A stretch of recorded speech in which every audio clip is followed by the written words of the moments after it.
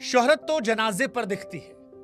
कभी किसी ने यह मजाक में कहा था, किसी तलखी ने, लेकिन जुबीन की असम में आखिरी विदाई ने इसे सच बना दिया। और क्या सच्चाई थी वो, दिल दहला देने वाली, रूह को झकझोर देने वाली। क्योंकि जुबिन की मौत के बाद असम ने सिर्फ एक गायक को विदा नहीं किया, उस दिन असम ने अपनी धड़कन, अपनी पहचान और अपने बेटे को खो दिया था। असम की सड़कें भीड़ से भरी थी, लेकिन वहां शोर नहीं था।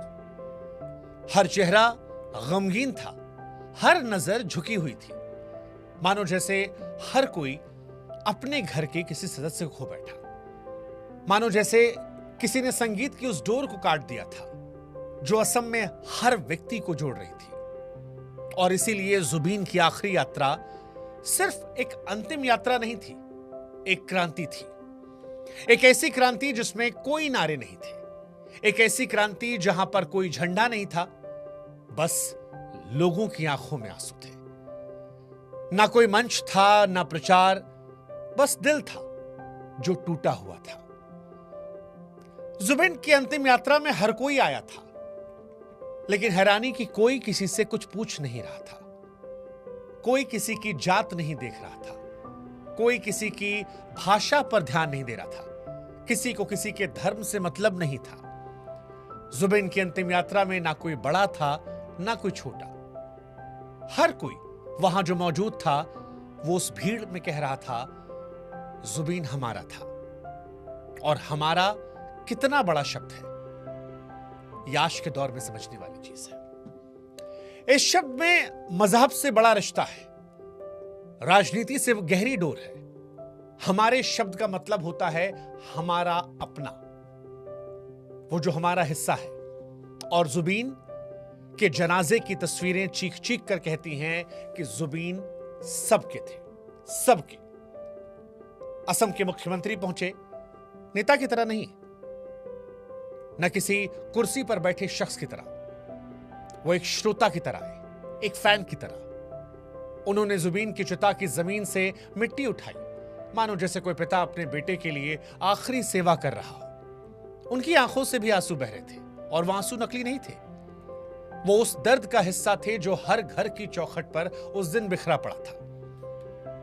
और जब ये तस्वीरें आई तो जहन में ख्याल आया कि क्या कभी हमने आपने किसी सरकार को इतना इंसानी होते देखा है, इतना छोटा होकर, इतना नम्र होकर। और इसी वजह से जुबीन बहुत बड़े हो गए। उस विदाई के बाद सिर्फ असम नहीं रोया था, देश के बाकी हिस्सों में भी लोग खामोश बैठे थे। टीवी की स्क्रीन पर जब जुबीन की अंतिम विदाई में वो जो जनसैलाब उमड़ा था, उसे कभी टीवी पर, कभी अखबारों पर लोगों ने देखा, तो सबके मन में सिर्फ एक सवाल था कि आखिर जुबीन कौन था जिसे इतना प्यार मिल गया। क्योंकि असम के बाहर कई ऐसे थे जो जुबीन को सिर्फ या अली या दिल तू ही बता से जानते थे। और जब असम में जुबीन के लिए वो जनसैलाब दिख रहा था तो उनके जहन में सवाल था कि क्यों असम के हर घर की चौखट पर शोक पसरा हुआ है। ऐसा क्यों हुआ है कि एक गायक की मौत किसी नेता से, किसी अभिनेता से, किसी हीरो से, किसी महापुरुष से बड़ी हो गई है। दिल्ली से लेकर मुंबई, चेन्नई, कोलकाता, हर शहर में लोगों ने जुबीन की तस्वीरें देखी। लोग हैरान थे कि एक कलाकार के लिए कैसे जन समुद्र उमड़ पड़ा था। ज्यादातर लोग असम के बाहर, खासतौर पर हिंदी बोलने वाले राज्यों में कह रहे थे कि जुबीन का नाम सुना था हमने, हम जानते थे कि वो असम से है, लेकिन जुबीन का इतना बड़ा सर। किसी ने पूछा कि किसी गायक को इतना अपनापन कैसे मिल सकता है, और तब जवाब खुद असम ने दिया। असम ने बताया कि जुबीन सिर्फ गायक नहीं थे, वो असम के अपने थे, वो असम के लोगों के रिश्ते में थे।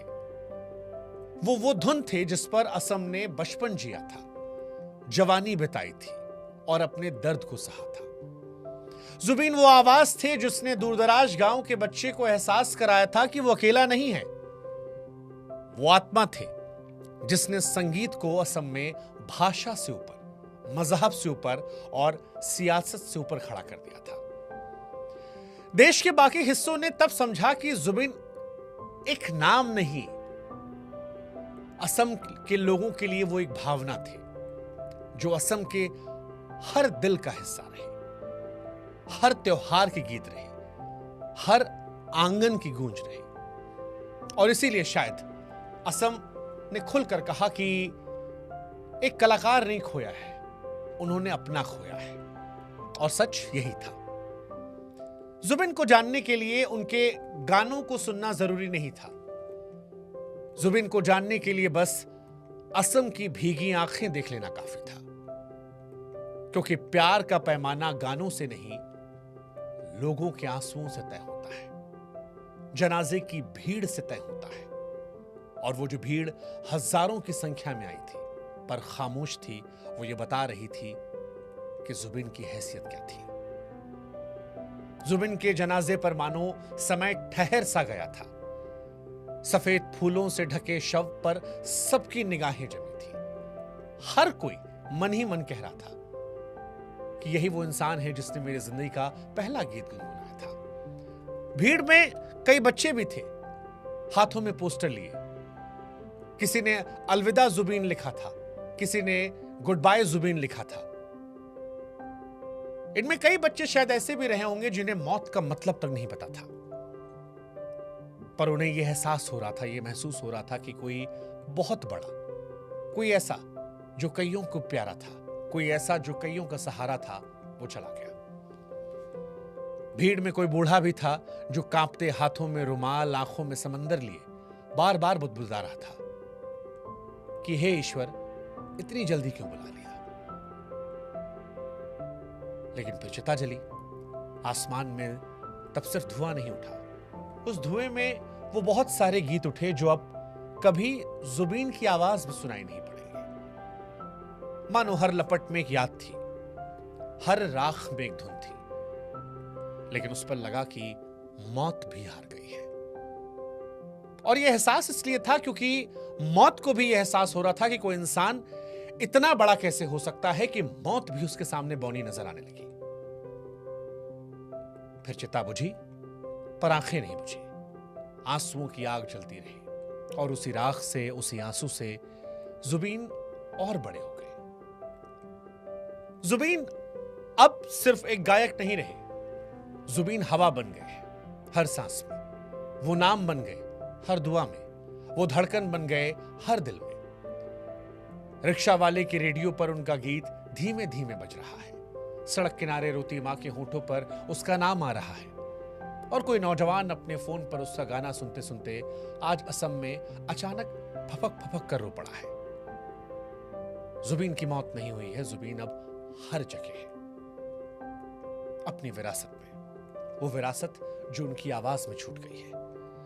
उनका संगीत अब सिर्फ इतिहास नहीं है, बल्कि असम की रगों में दौड़ता खून है। उनकी याद अब दर्द नहीं है, बल्कि असम के लोगों की ताकत है। और वो जो शुरू में हमने कहा था कि शोहरत तो जनाजे पर मिलती है, लेकिन जुबिन को सिर्फ शोहरत नहीं मिली, उन्हें मिला अमृत। उन्हें मिला वो प्यार जो किसी अवार्ड से बड़ा है, उन्हें मिला वो सम्मान जो शायद अब कभी नहीं मिटेगा। और इसीलिए जब कोई भी आली गाएगा या कहीं पर यह गाना सुनता हुआ मिल जाएगा, जब कभी किसी मेला त्योहार में लोग उनके गानों पर थिरकेंगे, जब कोई अकेला इंसान उनके गीत में अपने दर्द को ढूंढेगा, तब जुबिन लौट आएंगे, हर बार, हर जगह। क्योंकि अब जुबिन सिर्फ एक गायक नहीं है, वो सांस की तरह बन चुके हैं, एहसास बन चुके हैं। और इसीलिए आज हम कहेंगे अलविदा जुबिन, पर तुम कहीं गए नहीं हो, तुम हमारे साथ हो हमेशा। संपूर्ण असम वासियों की तरफ से जुबिन गर्ग को हमारी श्रद्धांजलि। ओम शांति।